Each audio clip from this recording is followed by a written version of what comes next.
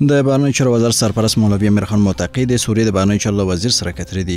بهرنیو چارو وزارت وایي چې دواړو لورو په دې کتنه کې د افغانستان او سوریې ترمنځ اړیکې تاریخي او مهمې بللي او خوښي څرګنده کړې چې دواړو ولسونو له اوږدو جګړو وروسته خپلواکۍ، امنیت او ثبات ته رسیدلي دي.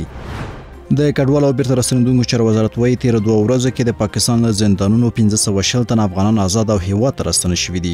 د یاد وزارت په وینا دغه افغانان سره له دې چې د اوسېدو قانوني اسناد لرل نیول شوي وو او له یوې تر 3 ورځو پورې په بند کې تېرې کړې وې.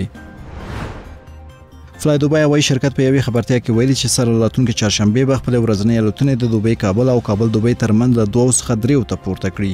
فلای دوبای هوایي شرکت د کابل دوبۍ ترمنځ د الوتنو زیاتوالی د مسافرو ډېرښت ښودلی دی. او وروستی خبر دا چې د ایران پر اټومي تاسیساتو د امریکا تر هوایي برید وروسته د اسرائیل هوایي چلند ادارې د احتیاطي تدابیرو په ترڅ کې خپل هوایي حرم د ټولو الوتنو پر مخ تړلی دی. د اسوسییټډ پریس خبري اژانس د راپور له مخې د صهیونیستي رژیم چارواکو ویلي چې دا پریکړه د وروستیو پوځي تحولاتو له امله شوې څو د هر ډول احتمالي ګواښونو مخنیوی وشي.